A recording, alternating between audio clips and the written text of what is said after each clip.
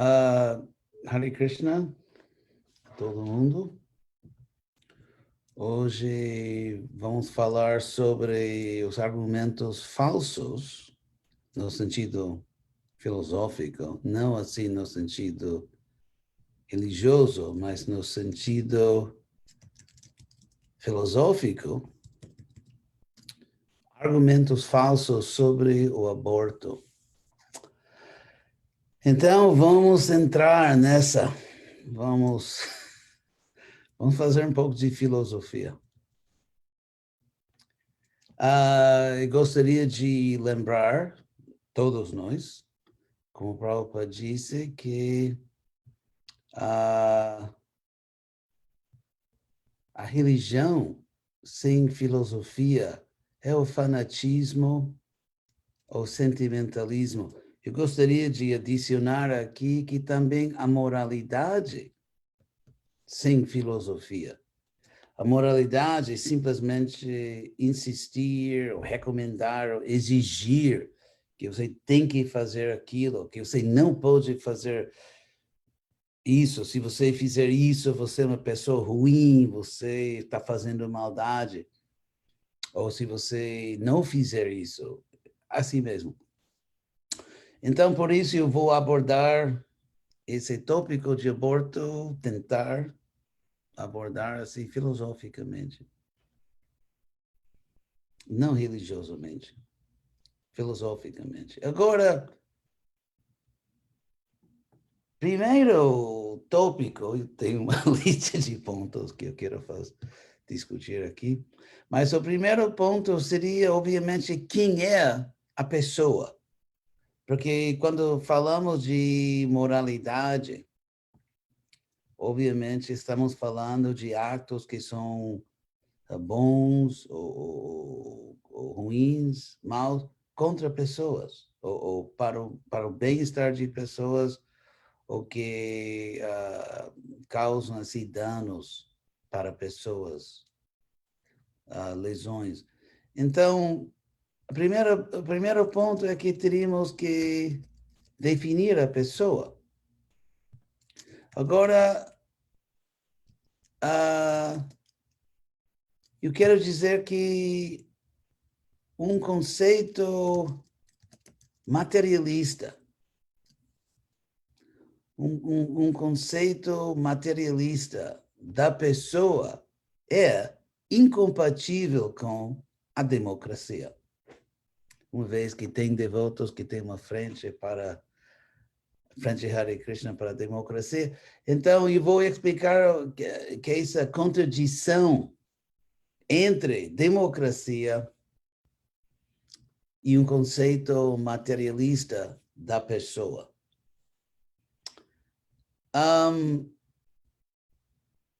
Porque a democracia está baseada no conceito da igualdade, que cada cidadão é igual a cada outro cidadão, por isso todo mundo tem um voto. Porém, a pessoa política, vamos dizer, que isso significa o cidadão.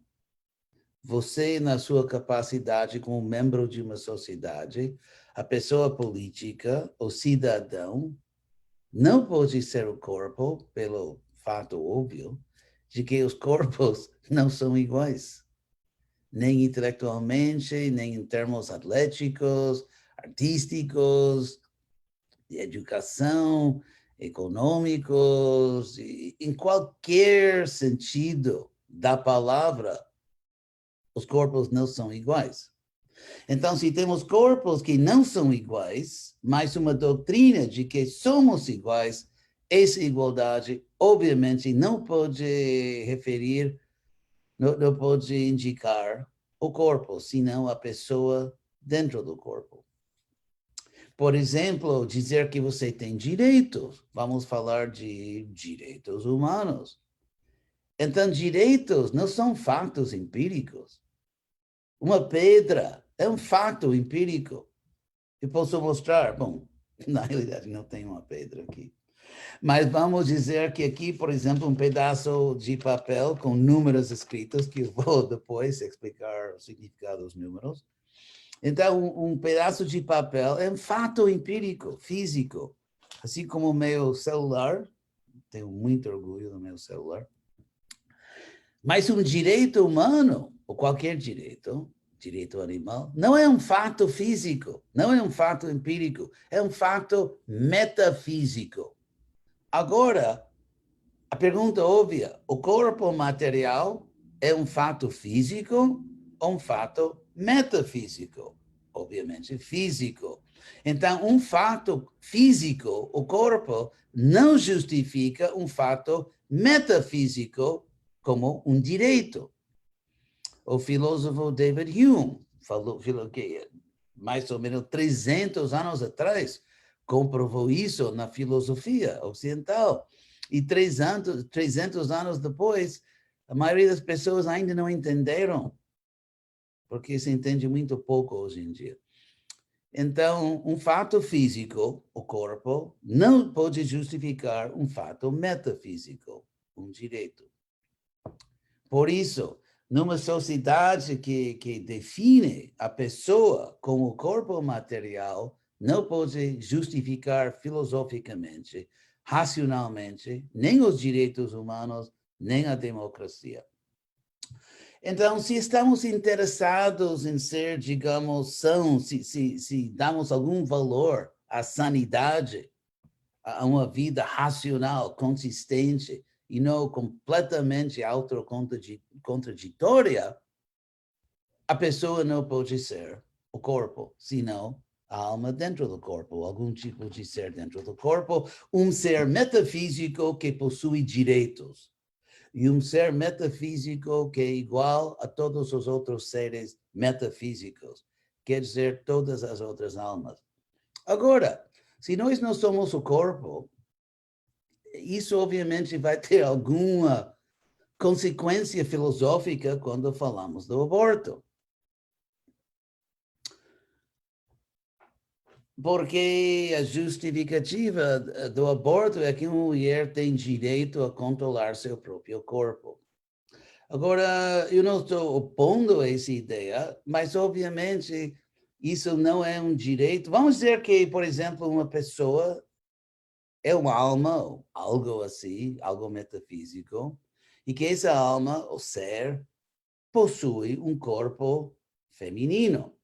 Então, estamos falando de até que ponto uma alma, uma pessoa metafísica, e não só política, primeiro um ser metafísico e secundariamente um ser político, um cidadão, até que ponto cada ser, mesmo num corpo masculino, tem direito a controlar seu próprio corpo. Podemos perguntar, por exemplo, se isso é um direito absoluto, sem nenhum limite, sem nenhuma condição, ou um direito relativo. Quer dizer que cada alma tem direito sobre seu próprio corpo, sob certas condições, e com outras condições, não. Por exemplo, para dar um exemplo muito óbvio, no ato de matar um outro cidadão, você obviamente utiliza seu corpo, porque sem usar seu corpo, você não pode matar outra pessoa, mesmo que você use seu corpo simplesmente para falar para outra pessoa que eu te dou muito dinheiro se você mata essa pessoa. Ainda assim, você está usando sua voz. Então, sem usar o corpo, você não pode matar ou mandar matar outra pessoa. Agora, se existe uma lei contra a matança, isso quer dizer que a sociedade está restringindo o controle que você tem sobre o seu próprio corpo. Agora, aplicando esse mesmo critério ao aborto, alguém pode dizer que sabemos que, obviamente, o embrião, obviamente, o corpo dentro do corpo da mãe, será uma pessoa, ou já tem uma... Porque voltando à nossa definição da pessoa como alma, ou como ser metafísico, se a palavra alma é religiosa demais para algumas pessoas, um ser metafísico, e se o ser metafísico é obviamente a fonte da consciência, da vida, porque a matéria não vive. Não existe nenhuma prova científica que a matéria possa viver. A matéria, sob certas condições, a matéria que tem dentro um ser metafísico vive. Agora, então sabemos perfeitamente bem que dentro do ventre da mãe existe uma pessoa metafísica consciente, sabemos que já dentro do ventre existe consciência. Então, estamos falando do direito da mãe a agredir, matar um outro ser. Agora, a justificação normalmente é que, mas esse mesmo que seja uma alma dentro do ventre da mãe, mesmo que seja um ser metafísico, esse ser depende do corpo da mãe pela sua existência, como tal ser em tal corpo, mesmo um corpo em vias de desenvolvimento. É interessante, por exemplo, no campo econômico político, tem países desenvolvidos e países em vias de desenvolvimento, que às vezes otimismo não justificado, dizer que estão em vias de desenvolvimento, mas ainda assim, podemos dizer subdesenvolvidos. Agora, será moralmente justificado que um país desenvolvido agrida, que ataque, que destrua, vamos dizer, um país em vias de desenvolvimento, dizendo que ainda não está desenvolvido? Eu acho que mais ou menos todo mundo que não seja um fascista incorrigível, diria que não. Um país desenvolvido não pode agredir, acabar com um país unicamente em vias de desenvolvimento. Então, em que sentido um ser metafísico com corpo desenvolvido tem direito a destruir um corpo que contém um ser vivo, um ser metafísico, de acabar com um corpo em vias de desenvolvimento? Agora, voltando a esse argumento, mais uma mulher tem direitos, ou qualquer pessoa, homem também tem direito sobre o seu corpo, porque o corpo do ser metafísico no embrião não pode viver fora do corpo. Que primeiro que isso não é verdade, porque agora com a tecnologia moderna é possível. Talvez não nos primeiros estágios, mas depois sim é possível. Mas vamos dizer que que não seja possível. Que esse embrião, que esse ser metafísico ainda não pode viver dentro desse corpo, fora do corpo da mãe. Então, o que temos que fazer em filosofia é buscar a regra geral que está sendo alegada, argumentada, num caso específico, obviamente. Neste caso, seria que o princípio filosófico abstrato, geral, o lógico, é que quando uma pessoa, vamos dizer uma pessoa A, fisicamente depende de outra pessoa B, que B tem um direito moral de matar a pessoa A. Quer dizer, temos uma equação aqui, acho que isso é português, né? Estou chutando aí, né? É, equação. Então, temos um princípio, uma premissa bastante transparente, que a dependência justifica que o independente mate o dependente. Quer dizer, por exemplo, o bebê que nasce ainda depende fisicamente, 100% da mãe. Um recém-nascido, sem um protetor, uma mãe, morre. Sabemos disso. Então, alguém pode dizer que não, que esse princípio de que se A depende de B tem direito moral a matar A, unicamente se aplica quando A está dentro do corpo de B. Agora, qual seria a justificação disso? Que se eu por exemplo, seria, para dar um exemplo, eu também quero dizer que em muitos períodos históricos, as pessoas acreditavam que se A depende de B pode matar A, e isso se aplicava também a crianças. Os pais tinham direito de vida ou morte sobre os filhos, mesmo filhos adolescentes. E, por exemplo, se você estuda a história política do mundo, em muitos lugares, um imperador, um rei soberano, sei lá, um líder, em muitos tempos históricos, tinha direito a matar um cidadão. Tinha esse direito. Por quê? Porque o cidadão dependia do líder, não só para proteção militar ou política, mas também, por exemplo, no Egito, que as bênçãos dos deuses, as bênçãos do céu, passavam pelo líder. Então, a pessoa, um cidadão, não podia sobreviver ou prosperar, mesmo religiosamente, sem o tirano. E por isso, se você se dependia do líder, o líder podia te matar.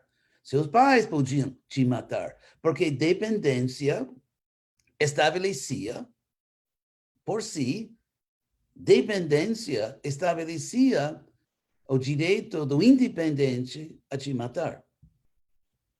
E temos uma lógica assim no caso da justificativa do aborto. Agora, alguém pode dizer que não, mas essa dependência, se A depende de B pode matar A, unicamente no caso que B está, ou A está dentro do corpo. Agora, em que sentido moral objetivo estar dentro ou fora muda tudo? É difícil de entender. Eu sei os argumentos, não, porque é meu corpo, mas não. Voltando para o ser metafísico, não é seu corpo. O corpo está dentro do seu corpo, depende do seu corpo.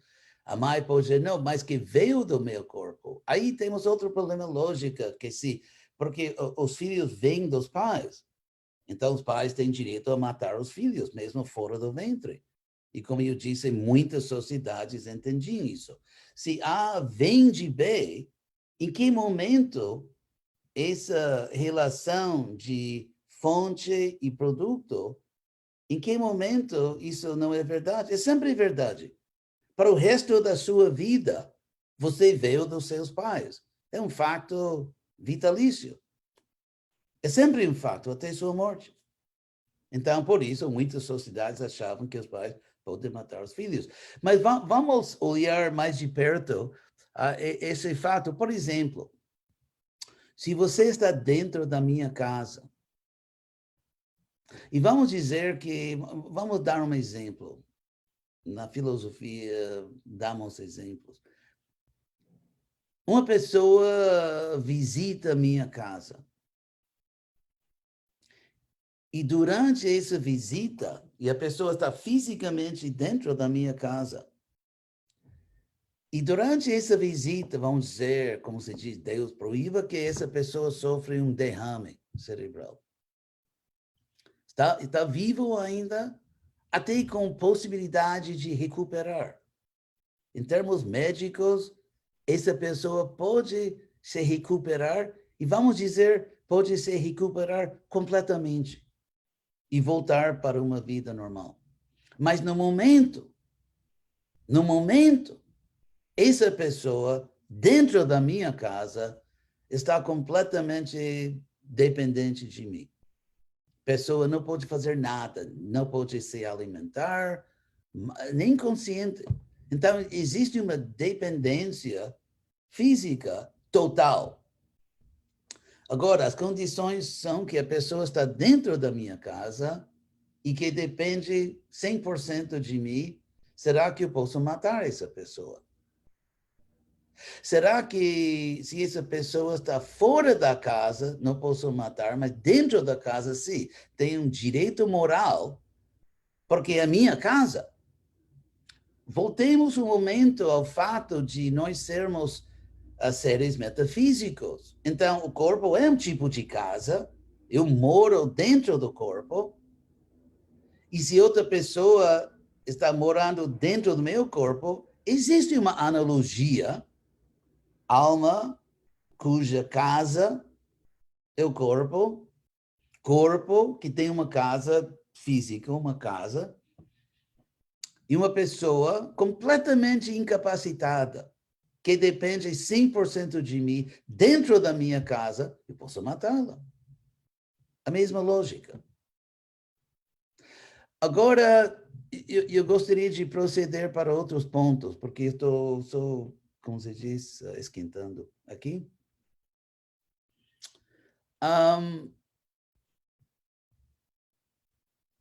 Mais um argumento que notei.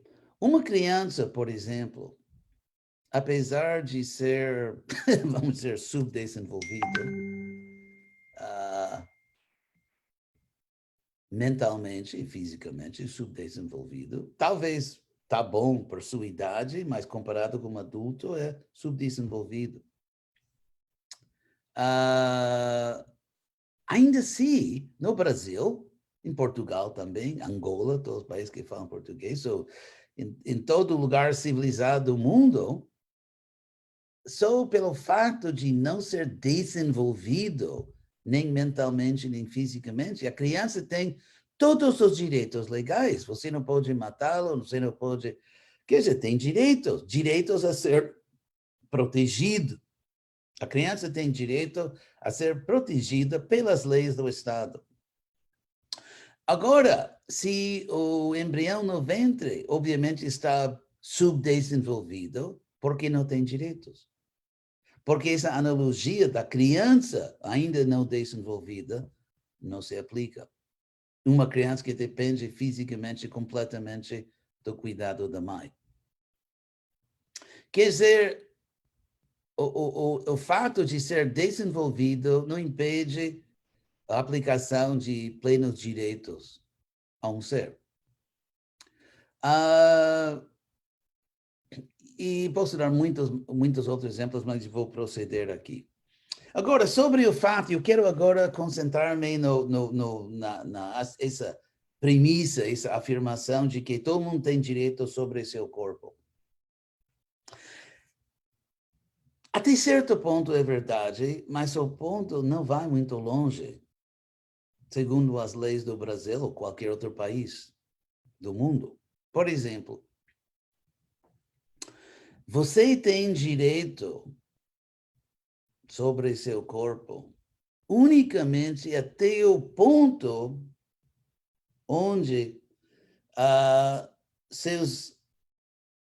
suas atividades têm consequências públicas.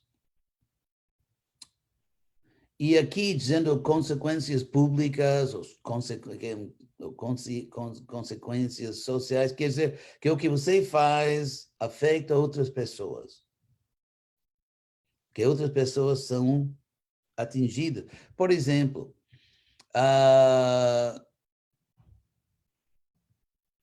podemos dizer que cada lei que existe, pode ser lei de trânsito, pode ser lei de uma firma de seguros, pode ser qualquer coisa.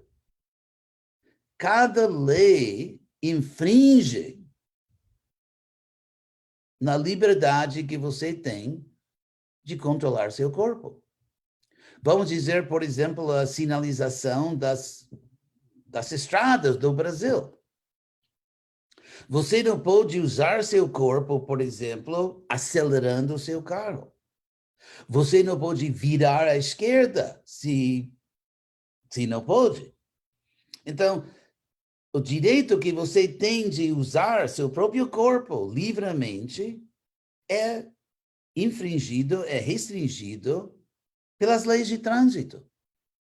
Cada lei limita o uso que você tem do seu próprio corpo.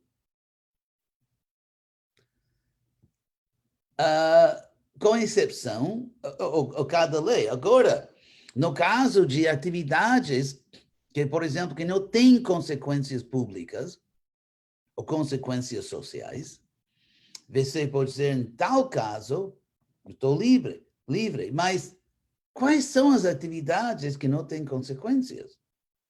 Por exemplo, temos ciência social enorme, quase ilimitada, que mostra que crianças que são mal educados pelos pais, que os pais não dão uma boa educação aos filhos, os pais se separam, temos evidência científica massiva de que essas crianças, quando crescem, são muito mais propensas a, por exemplo, cometer crimes. A cometer crimes, a serem pobres, que tomam recursos do Estado. Você paga impostos e o seu dinheiro que você ganhou vai para outra pessoa que não pode se manter.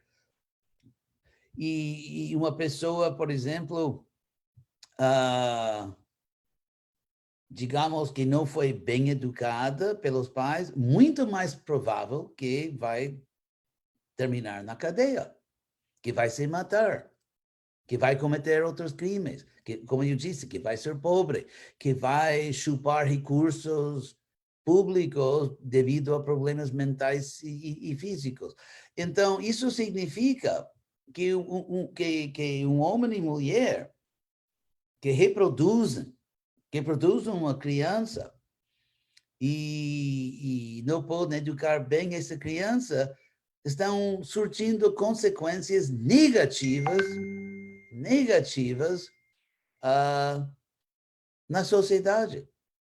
A sociedade tem que pagar, literalmente pagar e sofrer.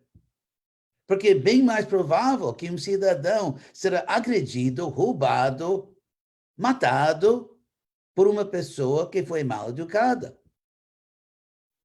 Então, quais são as...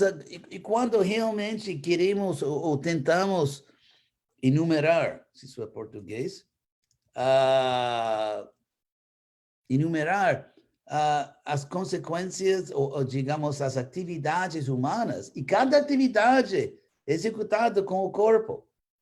As atividades que não surtem, que não produzem nenhuma consequência social, a lista não vai ser enorme. Não vai ser uma lista enorme. E podemos proceder, depende, porque cada sociedade tem certas premissas metafísicas. Podemos até fazer, eu não vou fazer agora, isso seria outra classe, mas dá para fazer um argumento filosófico fortíssimo de que o materialismo filosófico, a ideia de que somos o corpo, e também o apego intenso ao corpo, é incompatível com uma sociedade justa, de justiça, de moralidade. Os argumentos filosóficos, sociológicos e filosóficos são pesadíssimos. Eu não tenho nenhuma dúvida que posso comprovar filosoficamente o que disse agora. Não tem tempo agora. Então, por isso, as atividades que não têm consequências públicas e, por isso, atividades nas quais o Estado não tem nenhum direito justificável e natural de regular essas atividades sem consequências não são muitas. serviço militar obrigatório. Eu pesquisei agora, no Brasil tem serviço militar obrigatório, mas a maioria das pessoas evitam. Porém, existe uma obrigação social, política, de não só deixar o governo controlar seu corpo, porque serviço militar é assim, mas até o governo tem até direito de tomar sua vida, mandar você num conflito. Aí você pode dizer que não, que essa lei não é constitucional porque eu tenho direito sobre meu corpo. Ou eu posso andar na estrada, na velocidade que eu quiser, porque o governo pode controlar meu corpo. Mas eu acho que já esclareci o ponto e estou dando alguns exemplos. Filosoficamente dá para dizer muito mais. Agora, mas se queremos voltar para um princípio filosófico mais geral, nesse sentido mais básico, podemos levantar a pergunta filosófica: como podemos definir, ou talvez dizer, sob quaisquer, ou sob quais condições podemos estabelecer que uma pessoa tem um direito justificável de possuir? Em poucas palavras, qual é a filosofia da posse, da propriedade? Porque posse é um fato metafísico. Se posse é simplesmente, ou propriedade é simplesmente um fato empírico, então se refere simplesmente à lei da jungla, da selva. Por exemplo, o direito do mais forte. Em um sentido empírico, se um ditador, se um tirano, ou simplesmente se um milandro, por exemplo, uma pessoa sequestra outra, em termos práticos, o sequestrador possui o sequestrado. É um fato empírico. Podemos dizer que o fato empírico vai em contra do fato moral. O fato moral, neste caso, seria que nenhuma alma pode possuir outra alma. Só Deus que talvez possui todos nós. Mas entre almas que não sejam Deus, não, nenhuma alma pode possuir outra alma. Mas isso é um fato, digamos, filosófico, um princípio moral, uma crença metafísica. O fato físico na Terra é que essa pessoa sequestrou outra e a possui. Isso é um fato empírico. Agora, você tem que mostrar um fato metafísico que derrota o fato empírico. E se você quer estabelecer um fato metafísico, tipo princípio moral, como é que você vai fazê-lo?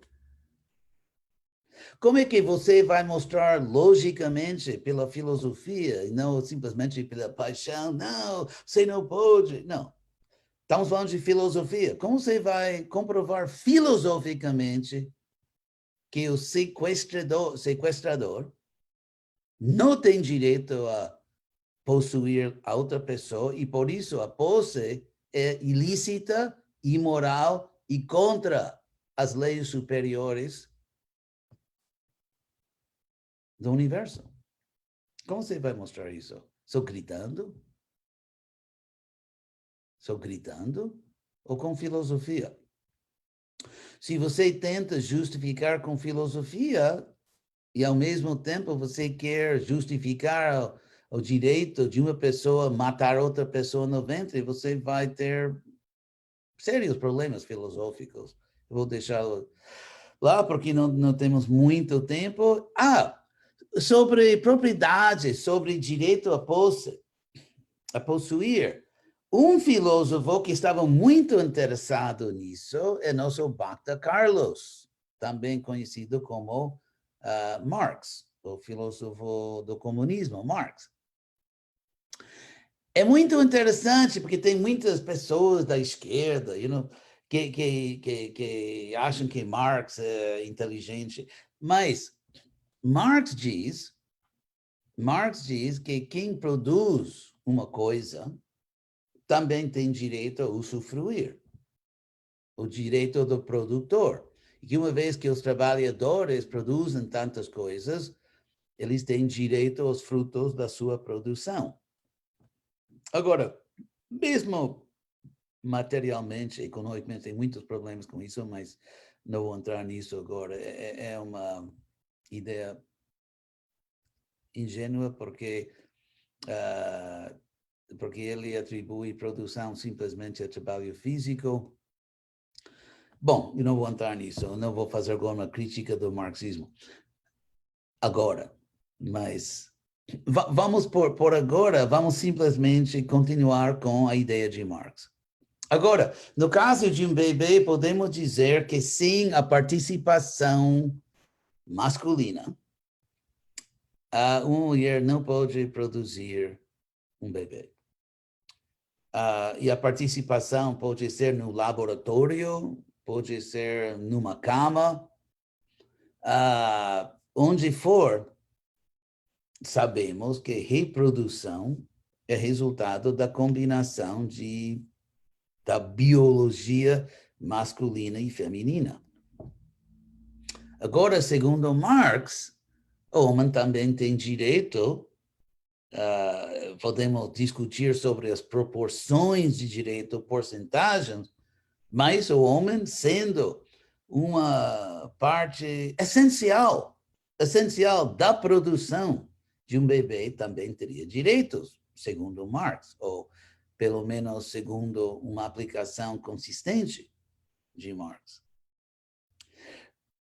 Mas temos outro, e como eu já disse, segundo Marx, uma vez que o pai e mãe, sem discutir sobre as porcentagens de posse, mas podemos dizer que o casal, o pai e a mãe, juntos produzem o bebê e por isso o bebê pertence a eles.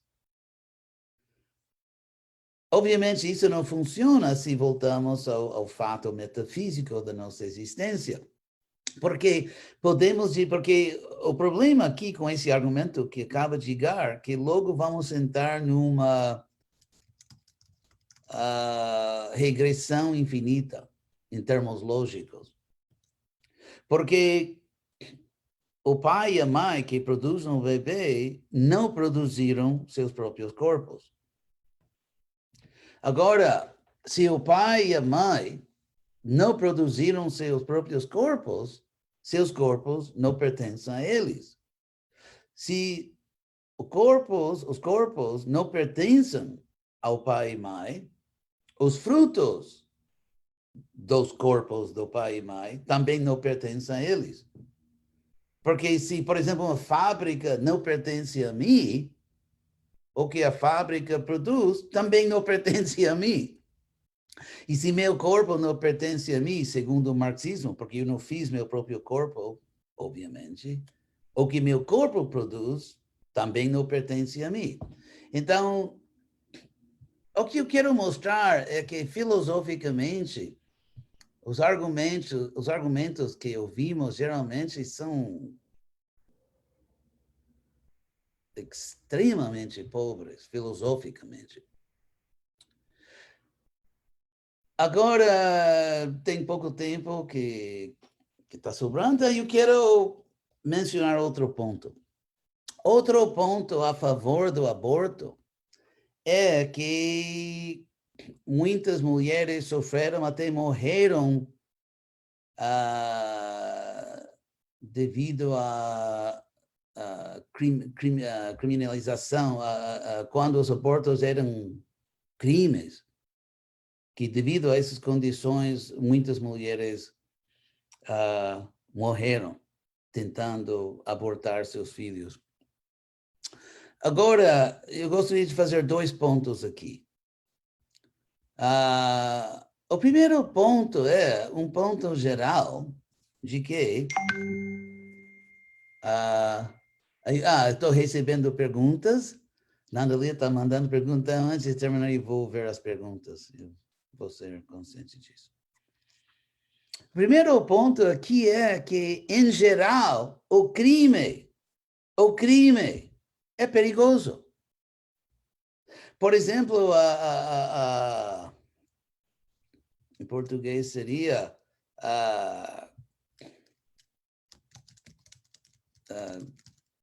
que a taxa de mortalidade, por exemplo, entre ladrões é mais alta que a taxa de mortalidade geral, porque o crime é perigoso. Só para começar. Então, dizer que essa pessoa tentava matar seu filho, que pelo menos no passado era um crime, eu acho que moralmente ainda é, mas no sentido político, social, histórico, matar seu próprio filho no ventre ou fora era um crime. Então, qualquer crime é perigoso. O crime é perigoso em geral. Então, podemos dizer que uma vez que tantos ladrões são machucados ou até morrem no ato de roubar, temos que descriminalizar o roubo. Porque se descriminalizamos o roubo, os ladrões não vão morrer tanto no ato de roubar. Agora, estou dando esse exemplo porque em filosofia o que temos que fazer é, quando ouvimos um argumento, temos que encontrar a estrutura abstrata, a estrutura básica do argumento. Então, o argumento básico aqui é, o de base, o argumento básico é que se uma atividade é um crime e pessoas que cometem esse crime estão em perigo de ser machucadas ou mortas, que em todo caso o crime não deve ser um crime para salvar os criminosos. Agora, isso é o princípio geral. Obviamente, vamos responder não, que certos crimes devem permanecer como crimes, e se o criminoso se machuca ou morre, isso é... Claro que cada vida tem valor nos olhos de Deus, mas que cometeu um crime e pagou o preço. Teríamos que dizer que, não, no caso do aborto, o crime é tão trivial ou insignificante, que é melhor descriminalizar o crime, porque o crime em si não é um crime importante, mas a morte, o sofrimento das pessoas cometendo esse crime. E agora estou falando, usando a palavra crime num sentido neutro. Não estou dizendo num sentido absoluto que deve ser um crime, mas como um fato político e legal. Um fato legal numa sociedade, apesar de qualquer julgamento moral. Um fato legal é que tal atividade é um crime nessa sociedade. Então, dizer que o crime é tão insignificante ou trivial que é mais importante salvar os que agora são criminosos e descriminalizar. Eu acho que isso é um argumento circular e por isso logicamente inválido. Porque primeiro você teria que mostrar que matar milhões de bebês no ventre da mãe é uma consequência, é uma coisa trivial. O genocídio contra bebês no ventre é trivial. E por isso a sociedade não tem um motivo sério de criminalizar um ato cujas consequências negativas não são significantes. Mostrar que a matança de milhões de inocentes almas no ventre da mãe é trivial. Bom, voltaríamos ao ponto A da nossa conversa. Mas eu gostaria de mencionar outro ponto. Isso é que, até que ponto a legalização do aborto realmente salvou a muitas mães. Então, eu fiz o que normalmente não se faz, é que pesquisei os verdadeiros números, pelo menos nos Estados Unidos, esse país que está sendo amaldiçoado agora por políticos insuportáveis, mas eu pesquisei os números aqui neste país. Eu vou explicar o que eu encontrei.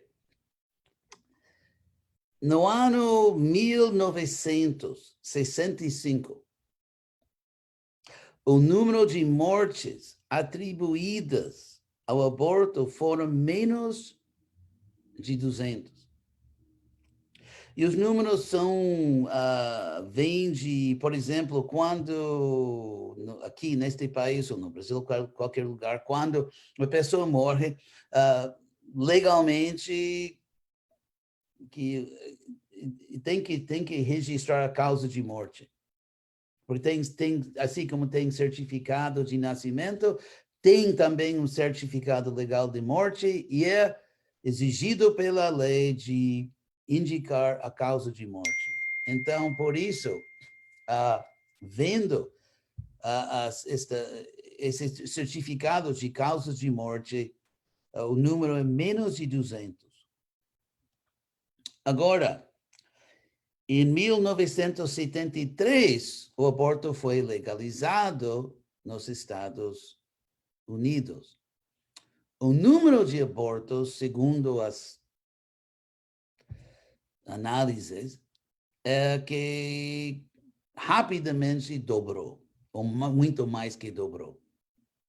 Agora, em 1985, 1,6 milhão de abortos nos Estados Unidos. Mas agora eu chego na estatística mais relevante agora para nosso propósito aqui. Estou a estatística-chave. Segundo os números que eu encontrei, números de agências do governo, da ciência social,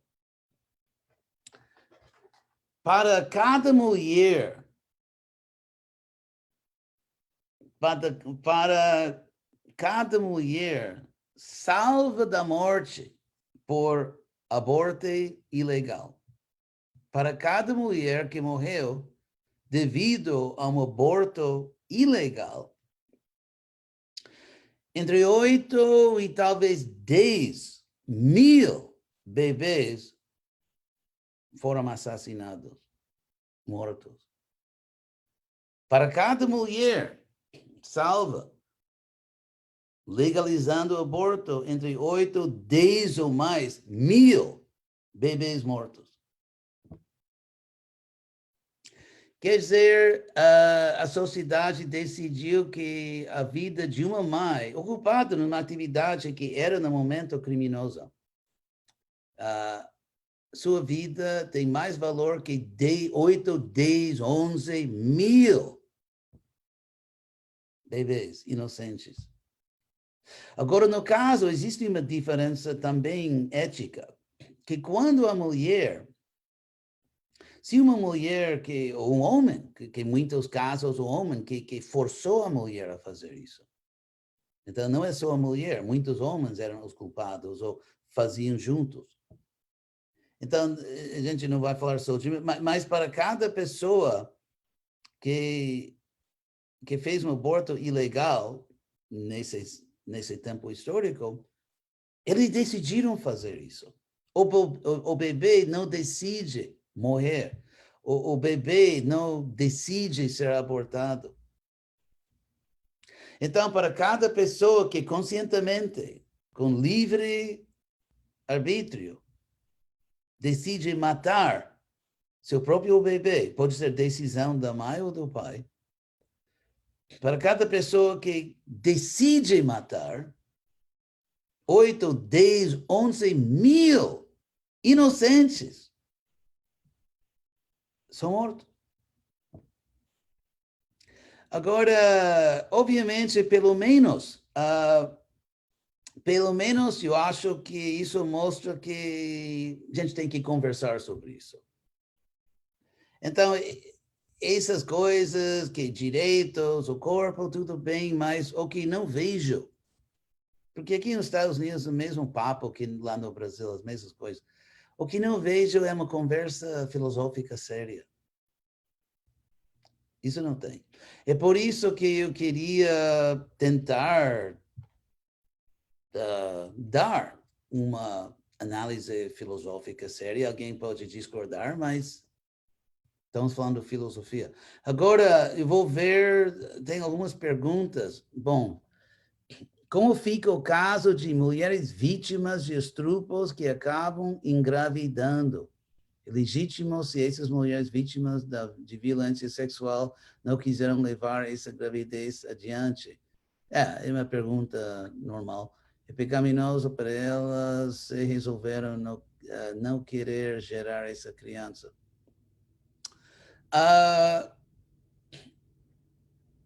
Eu diria que, nesse caso, eu sei que mesmo pessoas contra o aborto fazem, muitas fazem exceção nesse caso de estupro.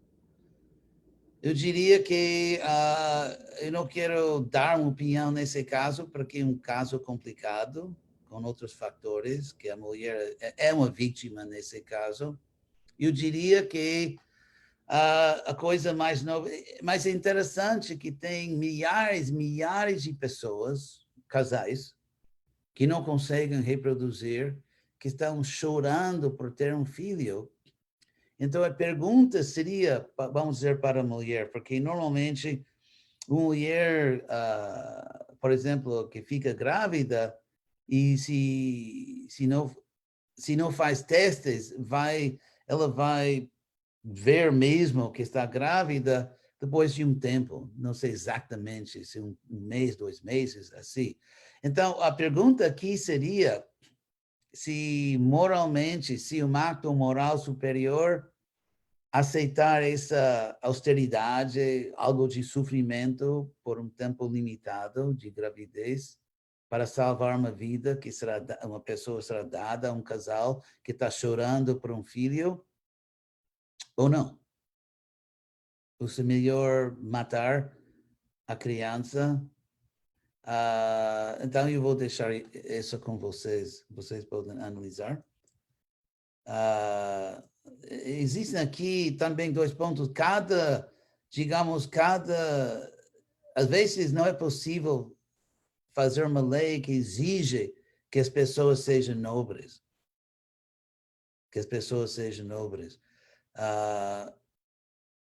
As leis têm limites, então, mas eu vou deixar isso com vocês. Con otra de voto, esto debe, en español, en México es lamentablemente común muchas niñas y mujeres embarazadas, productos de violaciones, quienes regularmente optan por el aborto, ya que por su edad ponen en riesgo su salud, además de la carga emocional que para ellas representa tener un hijo de su agresor. ¿Cómo se puede llevar una situación así según las escrituras? Yo voy a responder en español,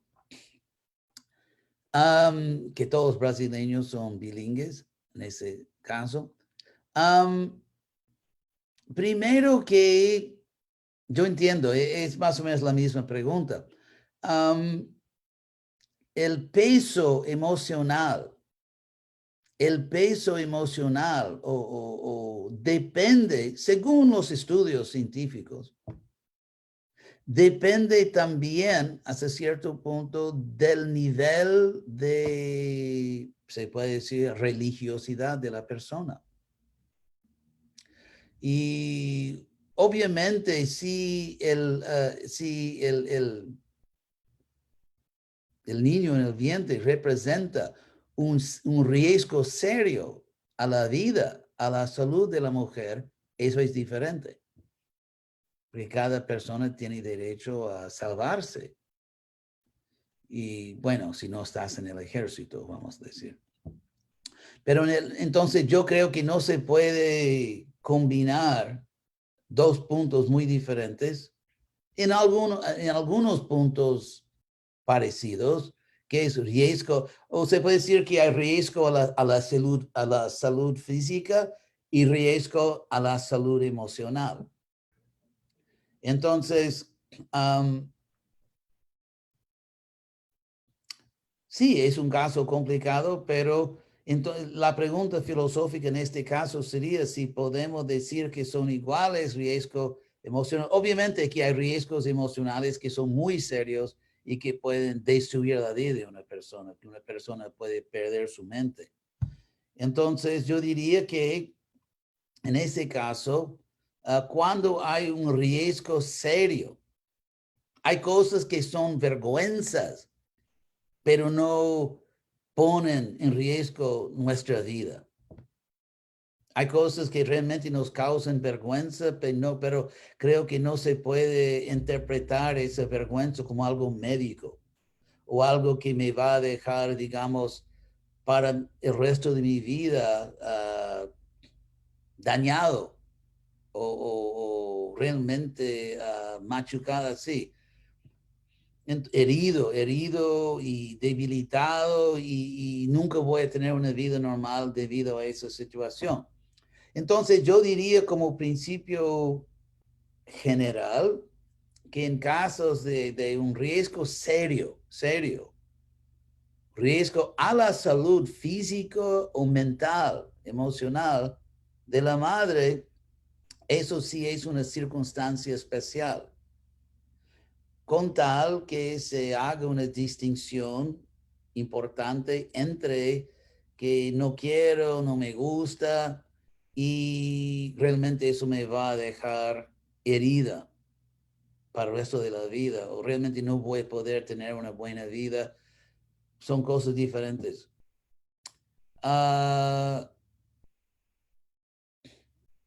¿Cómo señor ve o posicionamiento pro-choice? ¿Es moral o devoto ser pro-choice? Eu acho que um devoto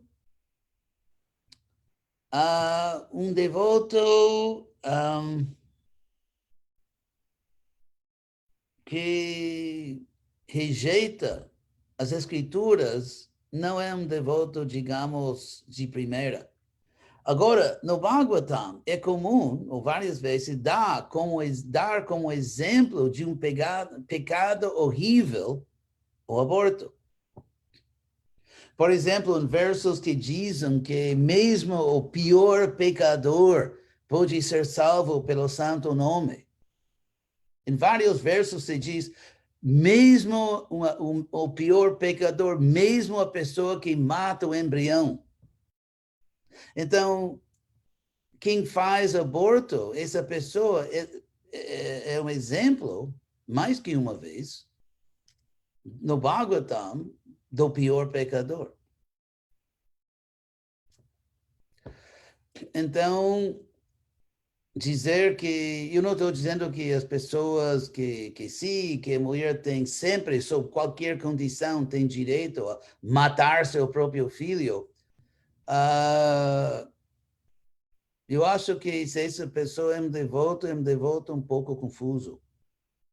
E que um devoto que precisa prestar mais atenção às nossas escrituras.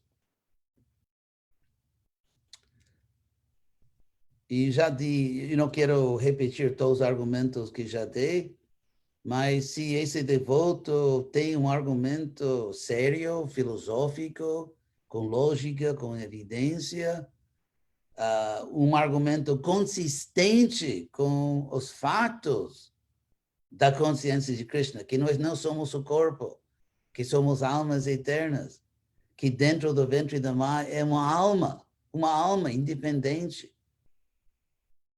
Se uma pessoa pode dar um bom argumento pro-choice, E não assim nos casos que deu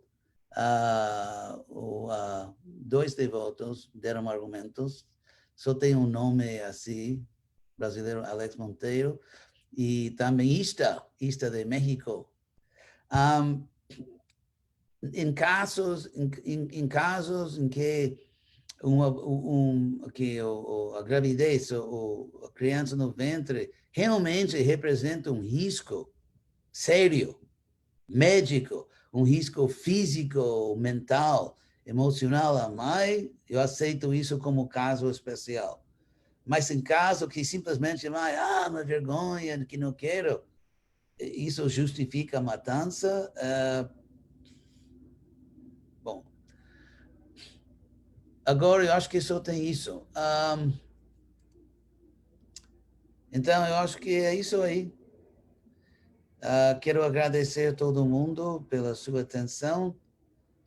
Se você tem um bom argumento filosófico, não só de ser politicamente correto, de repetir o que muitos dos seus amigos dizem, mas se um devoto tem um argumento sério, com um argumento de saúde da mãe, eu acho um argumento muito sério.